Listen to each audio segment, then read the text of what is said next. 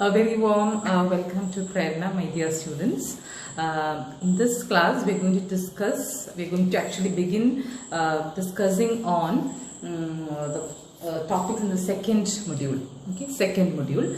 And in second module, you have to learn mainly three topics. They are Industrial Revolution, Scientific Revolution, and Colonialism. Here I'm actually planning to discuss on colonialism. In your syllabus, it has been given clearly, they've distinguished clearly colonialism and imperialism. So I'm here making an attempt to in fact make it clear for you how colonialism is different from imperialism. After that, I'll be discussing about how the British Empire was the most successful of all the Western powers, and also finally the results of colonialism or colonization as such. So let us begin. So I have today's topic, I have the broad canvas, I have named it as European colonialism and the world. European colonialism and the world. Let us now discuss in minute the details. Okay, so the age of colonialism began around 1500 AD with the geographical discoveries. All of you, I'm sure, are very clear with geographical discoveries and the results. Okay, now you have to understand that this particular phenomenon, that is colonialism, is very much connected with imperialism and capitalism. Imperial Shakti ആയി മാറുന്ന അല്ലെങ്കിൽ ഒരു അധിനിവേശ ശക്തിയായി മാറുന്ന രാജ്യങ്ങളെ പറ്റി അവരെ പറ്റിയാണ് പഠിക്കാൻ പോകുന്നത്. ഇന്ന് മുതലാളിത്ത വ്യവസ്ഥിതി എങ്ങനെ വന്നു, അതും പരസ്പര ബന്ധമുള്ള കാര്യങ്ങളാണ്. അപ്പോൾ അതിലേക്കൊക്കെ നമ്മൾ പോകും. Okay, so let us now try to understand these two terms, imperialism and colonialism. One is an ideology, okay, that is imperialism. Colonialism is actually the practice of that particular ideology. So what is imperialism now? Let me read it out for you.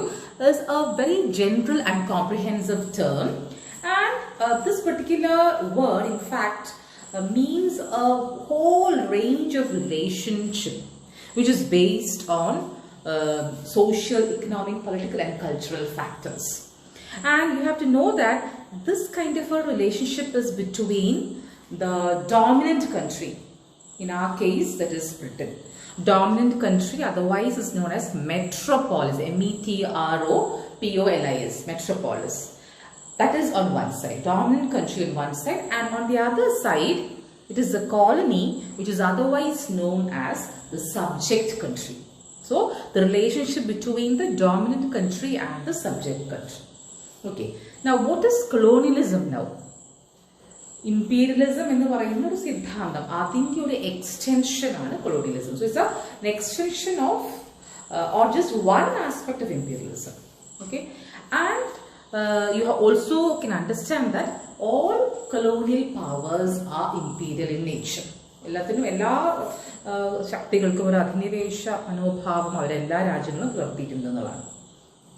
Okay, now here in this particular slide I have given you a few definitions given by Edward Said. So who is now Edward Said?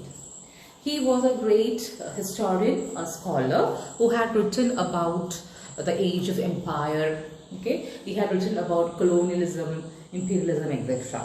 Now in his idea, what is imperialism? Let us examine that. It is a theory. നേരത്തെ പറഞ്ഞത് തന്നെയാണ്, ഇതൊരു വേറെ രൂപത്തിൽ അദ്ദേഹത്തിന്റെ വേർഡ്സിൽ പറയുന്നത് മാത്രമേ ഉള്ളൂ. Theory and attitude of the dominating metropolis over a colony. But distant territory എന്ന് പറയുന്നത് നമ്മളിപ്പം നോക്കുവാണെങ്കിൽ when you observe history we see that ഇപ്പം ഇന്ത്യ എവിടെയാണ്, ഇംഗ്ലണ്ട് എവിടെയാണ്, such a huge vast distance that separates these two powers, that is the colony and the mother country or metropolis. മനസ്സിലാക്കേണ്ട ഒരു കാര്യം, അവർ ഇവിടെ വരുമ്പോൾ they were very few in number, but then they were able to subordinate the population here, large number. So a minority subduing the majority can also be seen. Okay, now colonialism is seen as a consequence of imperialism. Consequence on result അല്ലെങ്കിൽ അതിൻ്റെ ഒരു ഫലം എന്ന് പറയുന്നതാണ് imperialism. അപ്പം colonialism ഇംപീരിയലിസത്തിൻ്റെ ഒരു റിസൾട്ടാണ് നമുക്ക് പറയാം. Okay, now he has once again reiterated or reinstated the fact that imperialism is in fact the ideological force or ideology, and colonialism is the practice of that ideology. ഒരു ideology ഉണ്ട്, അതാണ് imperialism. അത് എങ്ങനെ നടപ്പിലാക്കി, അത് എങ്ങനെ പ്രായോഗിക തലത്തിൽ അതെങ്ങനെ നടപ്പിലാക്കി എന്ന് പറയുന്നതിനെയാണ് നമ്മൾ കൊളോണിയലിസം എന്ന് പറയുന്നത്. അപ്പം ക്ലിയർ ആയി വിചാരിക്കുന്നു. We have to now distinguish between imperialism, the theory, and colonialism, the practice. Hope that is clear to you. Okay, now the stages of colonialism, this I have dealt earlier, but since I'm dealing with colonialism, I have to again flip through these stages once again for you. So mercantilism, otherwise known as commercial phase of colonialism. The first stage ആണ് നമ്മൾ പറയുന്നത്. പിന്നെ industrial colonialism, which coincided with the growth of industries in the West. Then the new imperialism, which happened, rather unknowingly in the name of financial imperialism through banking, charging heavy interest, etc. Neocolonialism, especially after World War, when most of the countries became independent, but still now the power of the metropolis still lingers in these colonies. Metropolis ആകുമ്പോൾ western ശക്തികളാവും. അപ്പോൾ ഇപ്പോഴത്തെ കാലഘട്ടത്തിൽ നമുക്ക് പറയുമ്പോൾ America എങ്ങനെയാണ് ബാക്കിയുള്ള ഒരു big brother policy, how even now it has. പിന്നെ globalisation, the whole world becomes a unit as a globe as such. The stages ആണ് പറഞ്ഞതാണ്. Just because I'm telling colonialism, I have brought the slide once again for you. Okay. ഇനി പറയാൻ പോകുന്നത്, നമ്മൾ ആദ്യത്തെ ക്ലാസ്സുകൾ when we discussed geographical discoveries, we had discussed in detail regarding the explorations made by Spain and Portugal, and I told you they were the forerunners, followed by France, England, Netherlands, etc. ഇതിലെല്ലാ രാജ്യങ്ങളും നോക്കുമ്പം ultimately Britain was A most successful. സൂര്യൻ അസ്തമിക്കാത്ത സാമ്രാജ്യം എന്ന് Britain ആ ഒരു പദവിയിലേക്ക് എത്തുകയാണ്. So it happened under the Tudors and later the Stuarts who ruled over Britain, and you can see that they in fact were able to carve a very huge empire, Britain. And you could see how the other countries, Spain and Portugal, lost their prominence to Britain mainly. Okay, ബ്രിട്ടന്റെ വേറെ പ്രശ്നം വെച്ചാൽ ഇന്ത്യയിൽ നോക്കുകയാണെങ്കിൽ Britain was always fighting the British. They were always fighting against the French. Anglo-French rivalry you have studied in Indian history. Okay. നമ്മൾ കഴിഞ്ഞ ക്ലാസ്സുകളിൽ we have dealt Spain and Portugal, their colonies. So in this class I thought here you can see in the map given here the 13 colonies of America. അപ്പം Columbus വന്നതും അതിന് ശേഷമുള്ള ഡെവലപ്മെന്റും പിന്നെ ഇങ്ങനെ ഓരോ കോളനീസ് ആയിട്ട് അവരിങ്ങനെ വരുന്നതാണ്, അവർ സെറ്റിൽമെന്റ് ഉണ്ടാക്കുകയാണ്.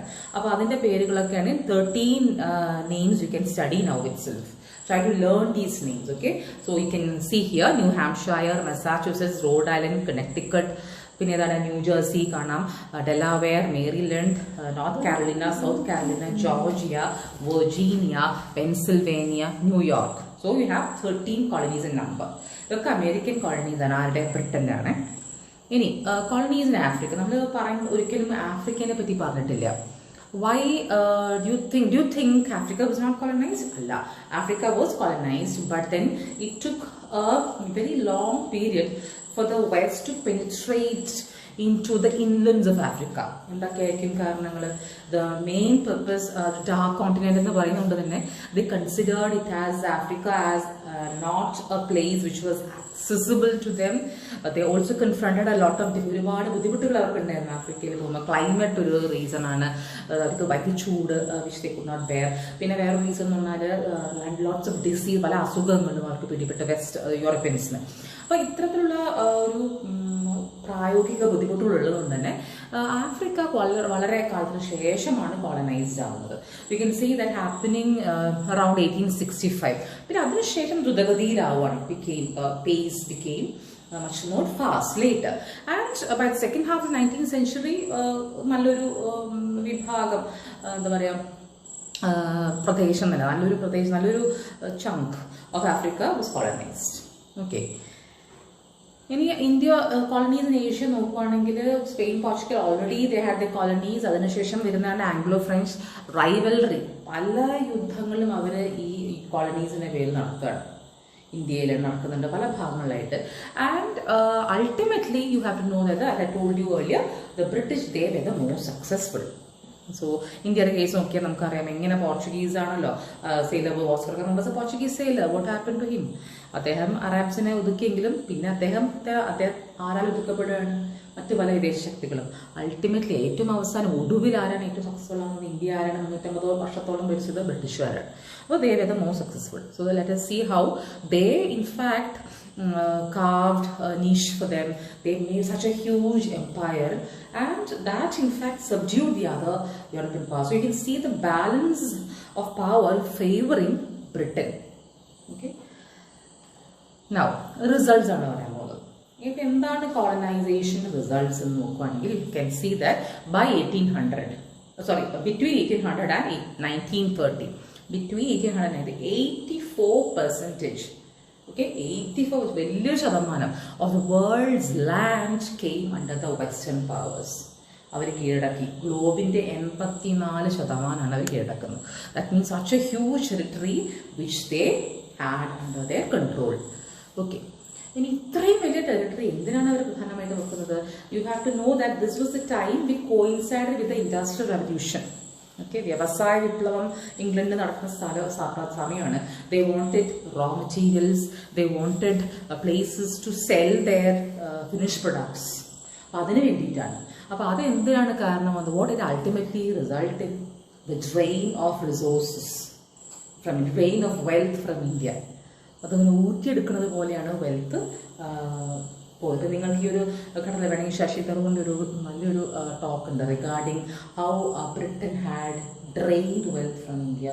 That is available on YouTube. You can listen to it, and he has in fact brought a number of facts for you which clearly shows how exploitative the British rule was in India.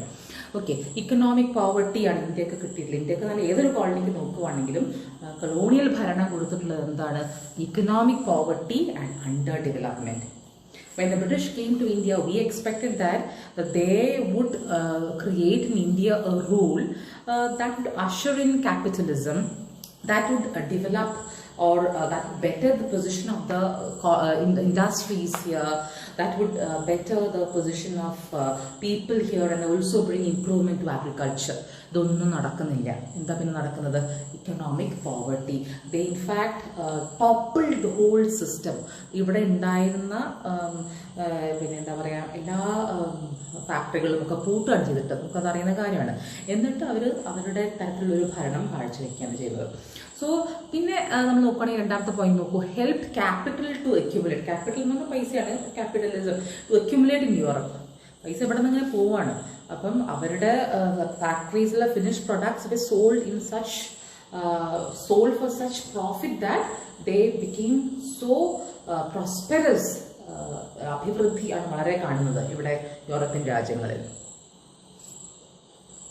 പിന്നെ നമ്മൾ നോക്കുവാണെങ്കിൽ this is a term which you can use. Price revolution എന്ന് പറയുന്ന ഒരു സംഭവം ഉണ്ടായി. അതായത് price revolution എന്താണ്? സാധനങ്ങളുടെ വിലയാണ് ഇവിടെ ഉദ്ദേശിക്കുന്നത്. Prices of the commodities were very high, പക്ഷെ purchasing power of the people was very less. എൻ്റെ കയ്യിൽ കാശുണ്ടെങ്കിൽ മാത്രമേ എനിക്ക് സാധനങ്ങൾ വാങ്ങാൻ പറ്റൂ. എൻ്റെ കയ്യിൽ കാശുണ്ടെങ്കിൽ എന്തൊക്കെ വേണം? എനിക്ക് തൊഴിൽ വേണം, എനിക്ക് ശമ്പളം നല്ല എന്നാൽ എൻ്റെ കയ്യിൽ കാശുണ്ടാവുള്ളൂ. This is what happen to people there where they did not have money power or purchasing power. കാരണം commodities were priced so high, and that was price revolution. Everything favored them. In fact, their traders, free trade was in fact introduced by their government to help the British traders. So you could say price revolution also helped them to prosper, which in fact put the colonies in a very bad, sad situation. Okay, ഇനിയുള്ളത് enslavement of people. You can see that in most of the places, especially in America, where they could not get the indigenous people work in mines. I think we discussed that point earlier. There was a shortage of labor which made them employ blacks from Africa. That resulted in enslavement, and a slavery-based plantation economy flourished. A slavery-based എന്ന് വെച്ചാൽ slavery base എന്ന് ഇവരുടെ ഈ blanks ആണ് അവരുടെ പണിയെടുക്കുന്നത്. There were people who were imported from Africa in huge ships. They were treated like beasts of burden. They were dumped one upon the other, and it was such a long travel through the Atlantic, and most of the people died on the way. They were beaten up, they were chained, okay, they were not given food, and nobody bothered whether they died or lived. That was the condition of the slaves. Liverpool, Bristol and Nantes became the chief slave trading port. Slaves കൊണ്ടുവരിക, അതിനെ അവരെ വിൽക്കുക എന്നുള്ള. I'll show a few images here for you. You can see how people are chained here. You can see a foreigner wearing the cap, and how you can see people are being taken in a line there. Another image also, you can see how they were penalized. ചെറിയ തെറ്റുകൾ ചെയ്താലും അവരെ ഇങ്ങനെ കാലൊക്കെ കെട്ടിയിട്ട് അടിക്കുക, ബാക്കിയുള്ളവർ നോക്കി ചിരിക്കുക. This is in fact how a painter has in fact created this idea of slavery through his work. You can see this here. That was one of the most harmful, painful effects of colonization. ഇനി വേറെ എന്തൊക്കെയാണ് മാറ്റങ്ങൾ? അത് കഴിഞ്ഞാൽ നമുക്ക് മാറ്റങ്ങൾ നോക്കുകയാണെങ്കിൽ you can see that the shift in interest could be seen. Those who had come here for trade, വ്യാപാരത്തിന് വന്നവർ, those who had come here for trade were now interested in politics. രാഷ്ട്രീയത്തിൽ താല്പര്യമായി. കാരണം they found the situation so conducive that they wanted power. They understood that in order to flourish, they wanted political power, which was easy for them to, for example, take the case of India, you know how easy it was for them to assert power. പിന്നെ അടുത്തത് proselytization. We discussed that. മതപരിവർത്തനം, that was possible. Missionary activities were funded, were supported by the governments. Then the next point, cultural hegemony of the West, where എന്താ പറയുക, സാംസ്കാരിക മേൽക്കോയ്മ കൊണ്ടുവരാൻ ശ്രമം, ഭാഷയിലും വേഷത്തിലും ചിന്തകളിലും ഒക്കെ ഒരു dominance that was brought about. പിന്നെ നമുക്ക് നല്ല കാര്യമായിട്ട് വേണമെങ്കിൽ പറയാൻ പറ്റുന്നത് introduction of western education. Okay, പാശ്ചാത്യ വിദ്യാഭ്യാസം കൊണ്ടുവന്നു. അതിന് ഒരുപാട് ഗുണങ്ങളുണ്ട്. കാരണം it expose Indians to a lot of ideologies. You could see how it introduce in Indians, for example not only Indians, everywhere in the colonies, a kind of scientific temper which later made them question the colonial rule. Okay. പിന്നെ അടുത്ത technology എന്നുള്ളതാണ്. ഇപ്പം electricity ആയാലും roads, railways, telegraph, you know, have they not come here in India, all these things would have happen much more later. അവരുടെ എന്തിനാണ് roads കൊണ്ടുവന്നിട്ടുള്ളത്? Why do you think they brought roads, build roads or railways? Because they wanted to penetrate deep into the Indian villages to get the raw materials. അതിന് വേണ്ടിയിട്ടാണ് railways ഒക്കെ ഉണ്ടാക്കുന്നത്. Telegraph എന്തിനാണ്? They wanted to communicate. Later, for example, in India, you know that the first Indian revolt, the great Indian revolt of 1857 was suppressed only because they had the telegraph control with them. So അത് അവരെ ഒക്കെ വേണ്ടിയിട്ടാണ് കൊണ്ടുവന്നത്. പക്ഷെ നമുക്കും അത് ഗുണകരമായി എന്നുള്ളതാണ്. അതൊരു നല്ല വശമായിട്ട് നമുക്ക് പറയാം. So these are the general effects of colonization. So this is a broad, big topic which has been compiled for you in a few slides here. So you can see how we've discussed imperialism and colonialism, then the expansion made by Britain mainly, and finally the results in a few slides here. Okay, so that is about colonization and imperialism. Okay, see you in the next class. Bye bye.